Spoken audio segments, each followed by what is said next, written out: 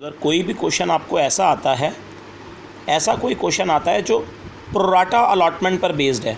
Pro rata allotment का मतलब मैंने आपको बताया था कि प्रोराटा का मतलब होता है कि कंपनी जो है प्रोराटा बेस पर जैसे शेयर इशू करती है, मतलब कि लोग अप्लाई ज़्यादा करते हैं लेकिन कंपनी अलॉट जो है वो कम करती है। प्रोराटा का ये मतलब है कि लोग ज़्यादा अप्लाई करेंगे और कंपनी उनको अलॉट जो है वो कम करेगी।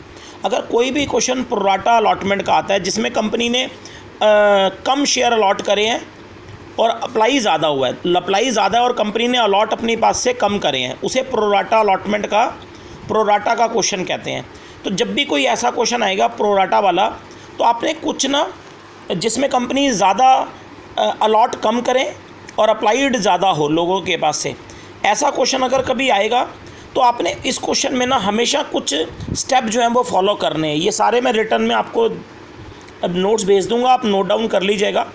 आपने उस क्वेश्चन में हमेशा ये स्टेप फॉलो करने हैं।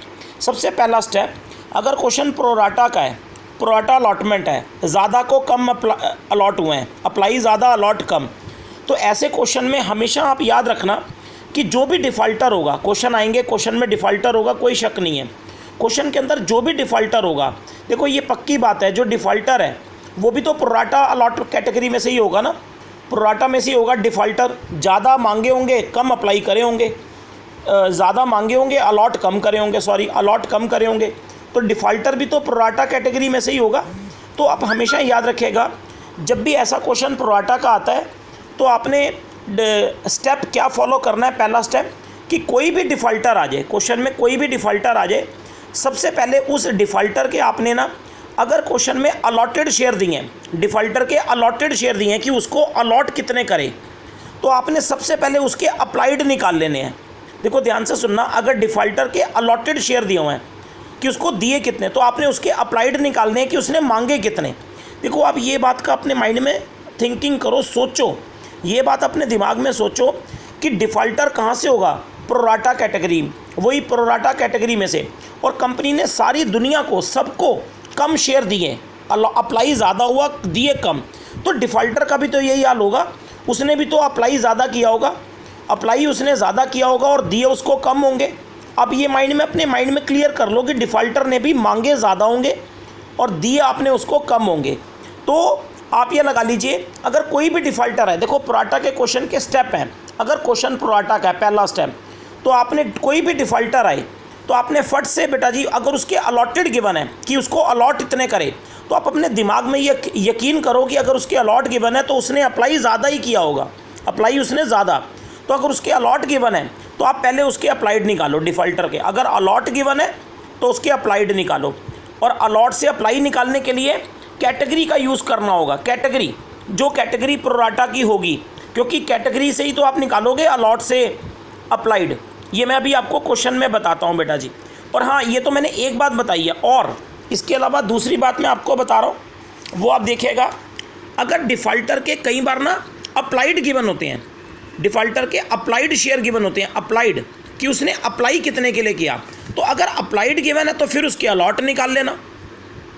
ये बात पक्की है, डिफ़ॉल्टर के अप्लाइड होंगे, अगर उसने मांगे कितने तो अलॉट निकाल लेना, यानी कि निकालना तो है ही है। अगर अप्लाइड गिवन होंगे, कितने अप्लाई करे तो अलॉट निकाल लेना, अलॉट कितने करे। और अगर अलॉट गिवन हो, जैसे पीछे बताया आपको, अगर अलॉट गिवन हो तो अप्लाइड निकाल लेना, निकालने ज़रूर हैं डिफ़ॉल्टर के। और कैटेगरी के इस्तेमाल से निकलेंगे, प्रोराटा की जो कैटेगरी होती है, कैटेगरी को यूज़ करके ही निकलेंगे, वो कैटेगरी जो क्वेश्चन में होती है।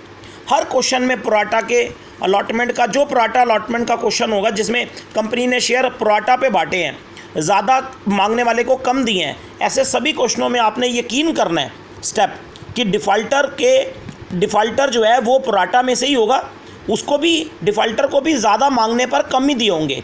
तो आपने हमेशा डिफ़ॉल्टर के हर क्वेश्चन में पहले अलॉट दिए हों तो अप्लाइड ज़रूर निकालने हैं, और अगर उसके अप्लाइड दिए हों, अगर उसके अप्लाइड की बनो, अप्लाइड की बनो तो अलॉट ज़रूर निकालने हैं। तो ये स्टेप आपने ज़रूर फॉलो करने हैं प्रोराटा के हर क्वेश्चन में। उसके बाद सेकंड स्टेप, ये तो पहला स्टेप है ना, पहले अप्लाइड है तो अलॉट निकालो।